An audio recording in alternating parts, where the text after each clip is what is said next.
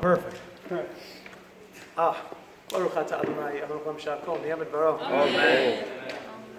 Oh, We got that on camera. it's just hot tea. That's all it is. Just hot tea. Definitely warming up my insides. So, I would apologize, but like Delta said to me today, we are not responsible for acts of God. So, as you know, tonight at 8:30, 8:45, we were supposed to have a class. I got on a plane from Los Angeles this morning at whatever it was, 6, 7 in the morning, and everything was going hunky-dory. We had to get off the plane initially first, go back on, and everything was perfect. Up until we were flying over New York at 4:30, and the pilot gets on, and the pilot says, "Hey everybody, you see New York on your little, well wave to it because we're not going there. We're going to Detroit. Detroit, Michigan. The place where all your hubcaps go after your car gets stolen. That's what Detroit is known for. They don't have homeless people in Detroit because they have just empty homes. I don't know why all the homeless of LA don't just go to Detroit and move into the empty homes over there. It's a place where, you visit when New York is rained out. I mean, that's what it's about. So we went to Detroit. And the interesting thing is that I kind of make a living on the next step of this kind of a story. I kind of make a living on the next step means that this is when I talk to God, and all my students know about this. This is when I speak to the Eibush, and I say to him, okay, let's make a deal, right? Obviously if you're doing this, you always have to have this personal identification. You have to just figure out this introspection to know, what is it? Hashem, life, if it's not running hunky-dory right now, if it's not perfect, so what is it? So, introspected, thought through a few things, accepted a few things, and it was at that point that the pilot had said to us that they were thinking of Detroit. They were still talking to whatever it was in JFK, to the people down on the ground in JFK. And I thought that he would for sure get back on the mic and for sure say, we're landing in JFK because I made my deal. And then we went to Detroit. I'm like, what? Did I stutter? I wanted to. So then we landed in Detroit, and when we got there, so we were still sitting on the plane, and the pilot got on and said, we may not get off the plane, we may just fly right back up as long as we get the green light from JFK, we're going back there. And it showed that I'd show up here about 7:30, 8 o'clock. All right, not bad. I said, Hashem, you want to get this close to the wire? You want this filled with drama? Okay, sure, no problem. It got to that point where we should have taken off, and instead they said we're getting off the plane, and we don't know when we're going. At that point, I sent a text. Who was I in touch? In touch with Alex. I was in touch with all the Yosipavs. I was in touch with Ephraim Hod. I was in touch. Where is Alex? Is Alex here right now? He's coming. Yeah, okay. So I'm saying, but I was on touch with so many people, and I was like, I'm so sorry. And then it hit me. It hit me so hard, and I started laughing out loud. I laughed so hard that when Menashe called me, he's like, Rabbi, I can't believe it, I'm so upset. Next time, private jet. The Yosipov private jet. We come out and go to. He had all these plans for me. And I was laughing. I'm like, no. This is exactly what was supposed to happen. And let me explain why. So first, the Jewish youth movement, I got to say something. They got in touch with me a while back to come and to do this. And really something beautiful, something incredible. You can tell it's all heart. But you can tell that what they're trying to do over here is to just bring some passion, to bring some religion, to bring some godliness, to bring some light. And so therefore, to number one, Rabbi Watnin, Kol HaKavod to him. He stuck around. Stuck around. To Alex and to Eliezer, wherever you, to Alex, not Eliezer, to Kol HaKavod to those guys for working tirelessly. And really, the whole team, I mean, I can tell that this is something big. I can tell that this is something, and there's a certain warmth, and there's a certain, there's a certain tangible love that's going on in this room right now. And Ashreichem to everybody here for sticking around. So let's talk for a few minutes now, shall we? So, why is it All right, the heck with the notes. Why is it that this went this way? So, would like to, is this thing still going? Is it? Yeah, okay, so I got to stay here. So, so I'd like to throw out an idea. So I sat there inside the airport, and one of the heads of Torah Anytime said, I heard you're stuck in Chicago. How he knows who I have no idea, but he just found, he's like, why don't you make us a video from the airport? So I said, oh, it's pretty cool, it's pretty fun. So I sat there and I made a whole video, and what I saw in the video is what I'm going to tell you now. And don't worry, nobody else is ever going to hear it, because after I put my heart and soul into that video, and I sat out, I was finding like the Wi-Fi, how to get the codes in the airport. Finally, I send it, and I see that they're not putting it up. I'm like, dude, are you putting it up? And as I finally reboarded the plane, I get the text back, you recorded it this way, not this way. Could you please? So I said, okay, Totality Time. No, I'm not going to do that. But I would like to share with you this thought, and then we can send everybody home. We say, Mishenichnas Av Mima'atim B'Simcha. When Av comes in, that is when we minimize the concept of Simcha. Now, that doesn't make any sense. This religion, that doesn't make any sense. Kobe, what's so funny? I'm going to call you out, Kobe. No, tell me. No, Kobe, tell everybody. What's going on? What? Okay. So what is this Mishenichnas Av Mima'atim B'Simcha? What is it? Because it doesn't make any sense. When Av comes in, we should make Simcha less. Why in the world should we make Simcha any less? We should minimize it. I mean, it really goes against the grain of everything that we know, of everything that we are, because God tells us, Ivdu et Hashem b'simcha. Serve God with Simcha. So God is telling us, serve God with Simcha. We know that the Torah tells us, in Parashat Ki Tavo it says, because you didn't serve Hashem with joy, with Simcha, that's why God brings all the curses. So 1 second. The reason why God brings all the curses that it says inside the Torah is because we didn't serve God with Simcha. So that means we should serve God with lots and heaping loads of Simcha. But then, what does it say? When Av comes in, you want to make the Simcha a lot less. That doesn't make any sense. You're setting us up for failure. Because if we minimize the Simcha, so then the curses kick in and you kill us and you destroy us. So then why in the world would God ever tell us to be mima'et in Simcha? To make Simcha less, if that is the prescription for destruction? It doesn't make any sense. It's not Kobe. I am so sorry. Doesn't he look like Kobe? He looks like Kobe, yeah. That's what and without my glasses, and Kobe always laughs at the wrong time. So I think, I look like Kobe, and I even know you. This is how overdrunk and... I meant to say overtired and drunk. And the word drunk was like, now, drunk. It just jumped out of my mouth. I apologize. I don't know where that came from. Not from this tea, that's for sure. So Kobe looked like, I apologize. I didn't mean to embarrass. No, in front of 9 days, you don't want to go into public embarrassment. For those who've never been to one of my shiurim before, welcome. So it goes like this now.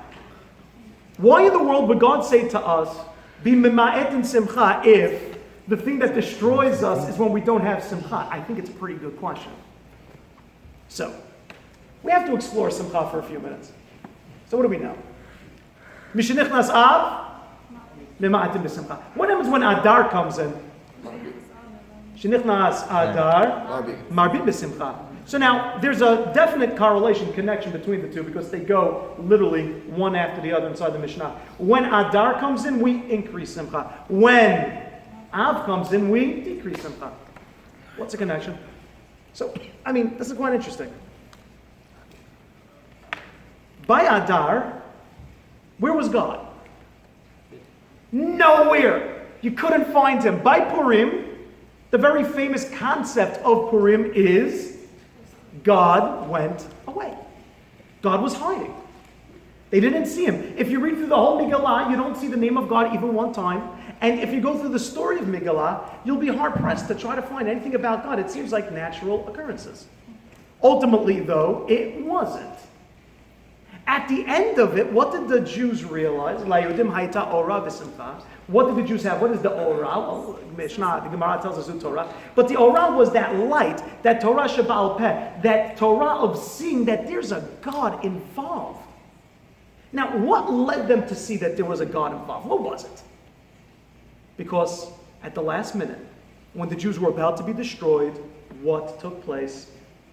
Boom! The good guys won!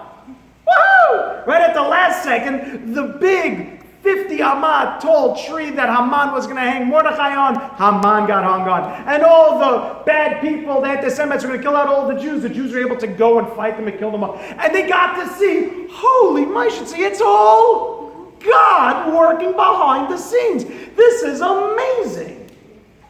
You see, when at the last minute you get to see God, that sheds a light on everything else that happened. And then you can say, oh, it was God and everything. What is our response to that? What do we say to that? What do we do? We say, woo! Let's get drunk. That's a thing. Why am I the only guy who everyone else should be very, it's amazing. Right? Livasume, that's what we do. Why? And the answer is because God, I tried to understand what was happening with this feeble thing I call a brain. And now that I took a step back, I saw after 13 years, it was you all along. And the only reason why I couldn't see you is because I was trying to use my this instead of my this. I was using my brain instead of my heart. And so because of that, I'm going to shut down my brain. I'm going to increase the physical by drinking. I'm going to shut down my logical so that I can say, God, you run the show. You can go and run everything. That is our experience, and that is our response to Adar. Marbim b'simcha is up the physical, down the mental. So now, interestingly enough, when you look at Chodesh Av, it's the same exact thing. It's hilarious. When it comes to Chodesh Av, God did the same disappearing act. Same thing. He wasn't there by Purim, and God wasn't there by the destruction of the Beit HaMikdash. It says, the Gemara in Gittin tells us, that when Titos brought the lady into the Beit HaMikdash to go and to do what he did with her, it says that the house, the Beit HaMikdash was eitzim va'avanim. It was just wood and stone. It wasn't anything. God had left. So, how come by Purim, our response when God leaves is, woohoo! Let's have a party, let's drink. And how come when it comes to Av, our response is, it sits on the floor. Why? So there should be an obvious difference. What's the obvious difference?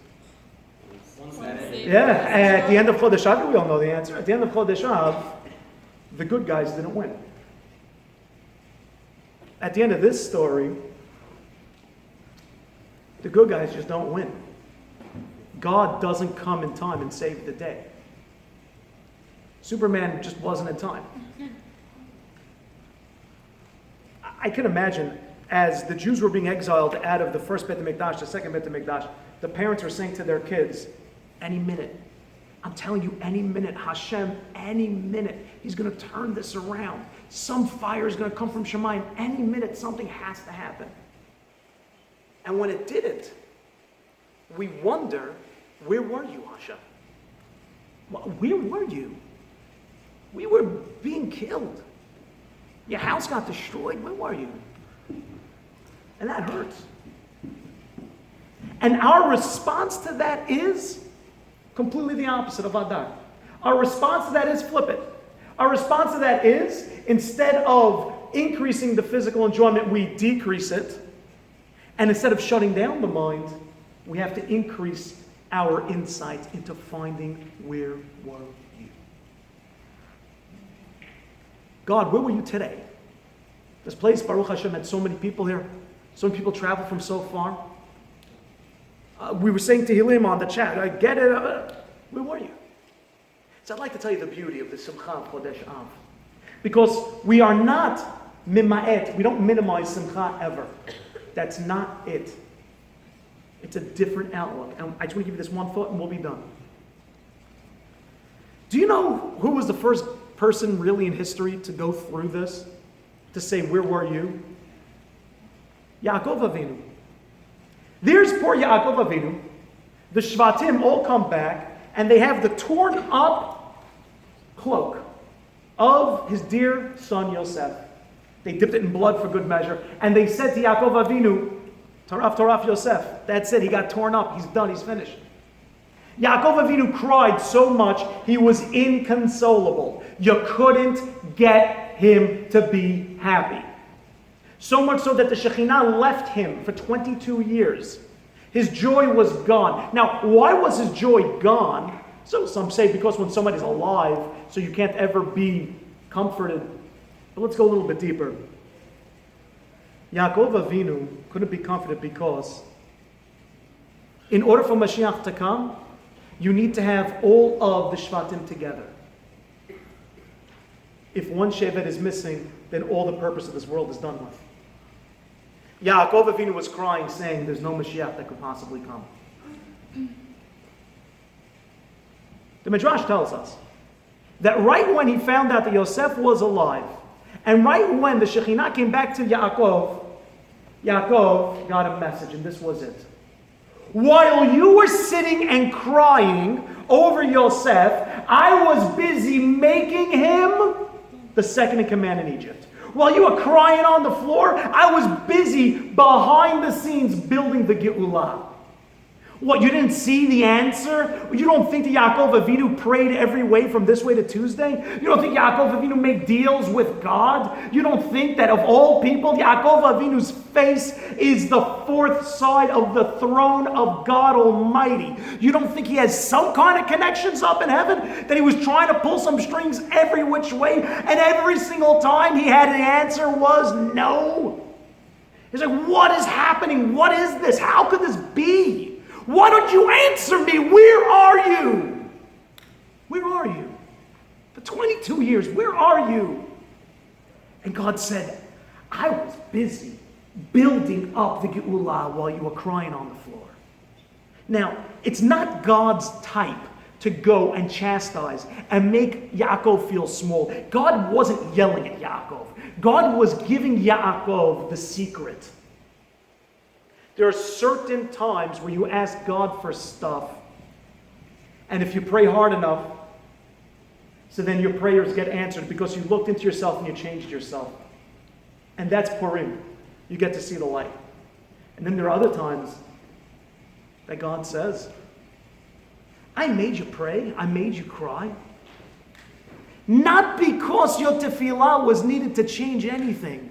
It's because your tefillah was a middle of building the brick and mortars of the Geulah. Your tefillah doesn't go unanswered. That's not it. It's that sometimes we have to use those tefillot and there's something so much bigger going on. I'm busy building the Geulah with those tefillot. All the tefillot that Yaakov had over those 22 years, that was the brick and mortar to build the Geulah of making Yosef the second in command. God needed to use those tefillot to build worlds that we can't see, but we ultimately desire and need, and is the purpose of existence. And those tefillot, my friends, they become the most potent starting from Chodesh Av. The beauty about Chodesh Av. Why is it called Av, a father? Why don't we call it Chodesh Ra, Chodesh Evil, Chodesh Chorban? Why don't we call it something else? And the answer is because an Av, a father, he does things sometimes that you can't possibly understand is the best thing for you. Chodesh Av is the time that we have a certain window where when we pray, our prayers don't get wasted on making my plane get here at 8:30. Our prayers instead are used for something so much bigger, so much stronger. It's to bring the Geulah closer. That is the power of Chodesh Av. How do we make that happen? How do we make that work? Chodesh Av. Mema'atin b'simcha. Do you know what you do? Simcha, the Maral tells us, means totality. Simcha, what is real joy? It's not when you have a lot of money. It's not when you have a lot of fame. Simcha is simply when you have everything that you need. Ezehu ashir hasomeach b'chalko.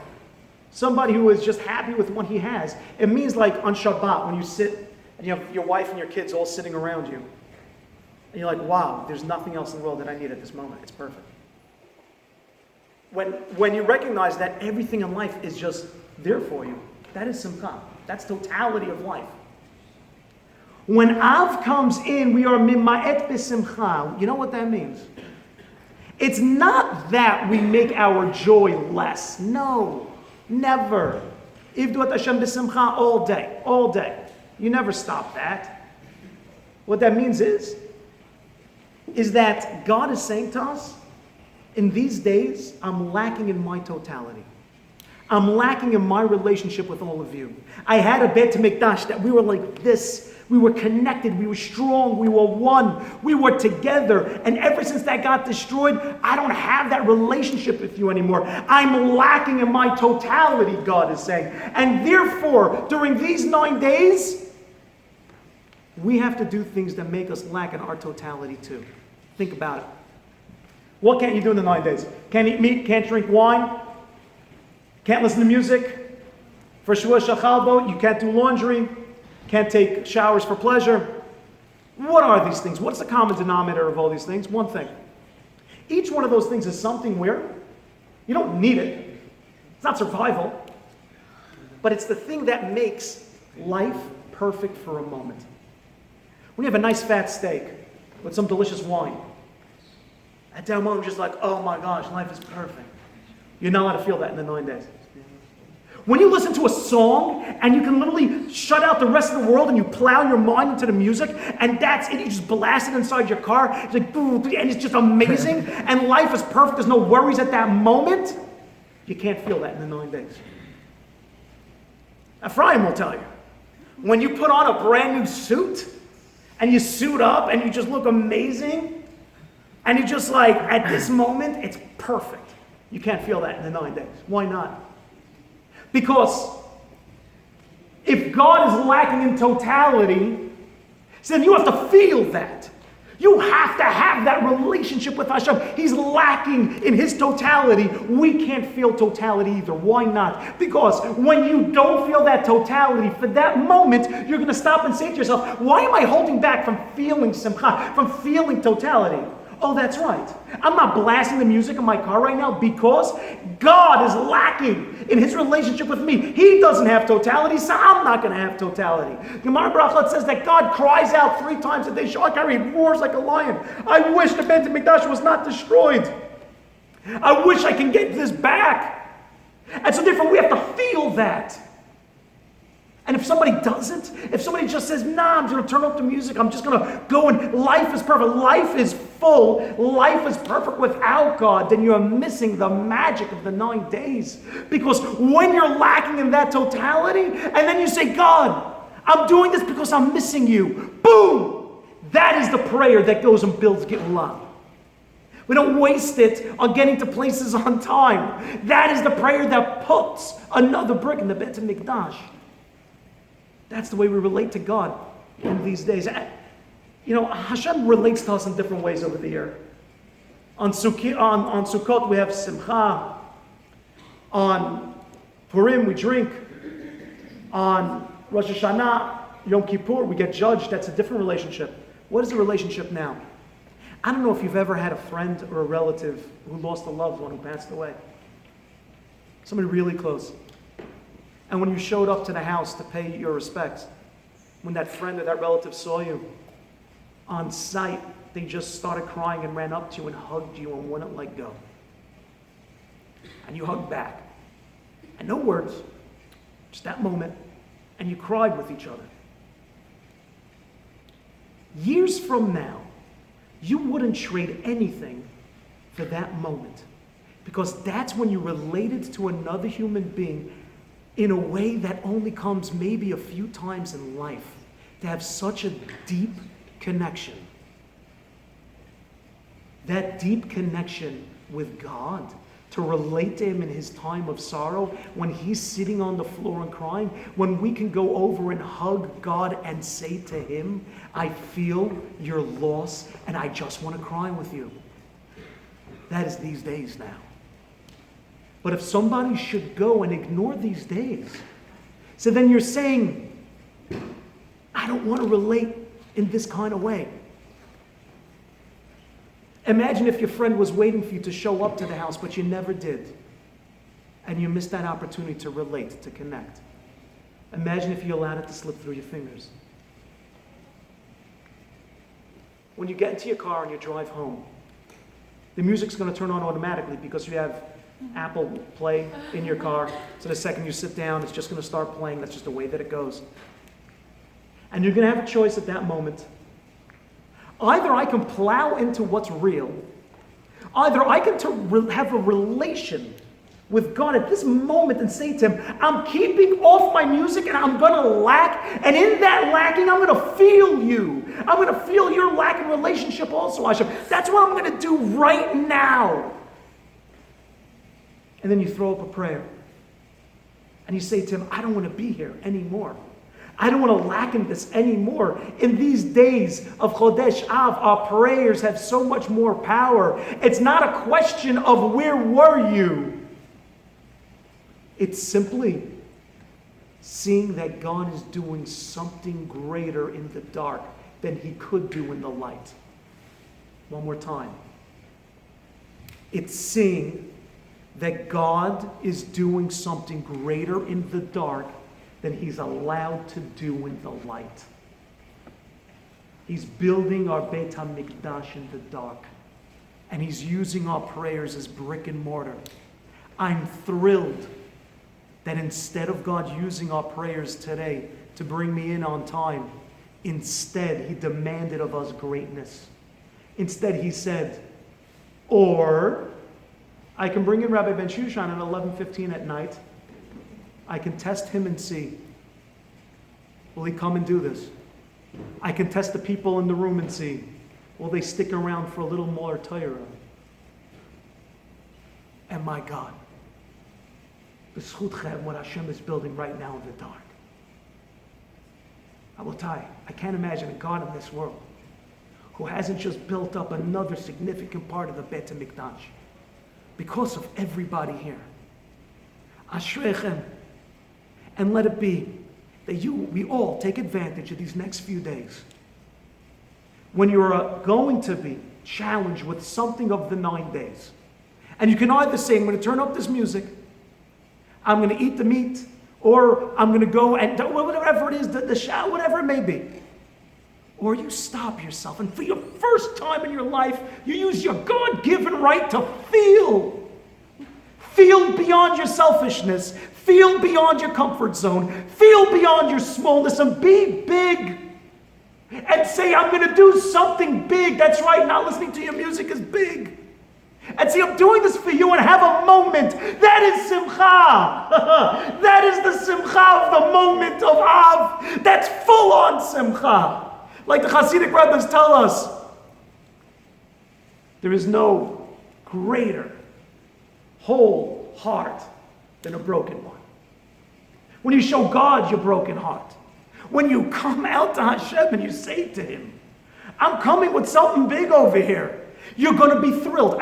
Try this. At the moment you decide to hold back and say, I'm not doing music right now, or hold back in something and say, I'm doing this for you, Hashem, to relate to you, to connect to you, something difficult for me, I want to be bigger. The joy that's going to run through your veins, I question if you felt something like that in a long time. Oh, we serve God with full-on Simcha in Av. What are we mima'et? We're mima'et, we minimize the recognition of totality of Simcha. We recognize that I'm lacking in my relationship with you, and therefore I will have full-on Simcha with everything I do in these next few days to sacrifice and make it that I can relate to you better. Rabotai, thank you so much for coming. You made the world for me. Thank you. Have a great night.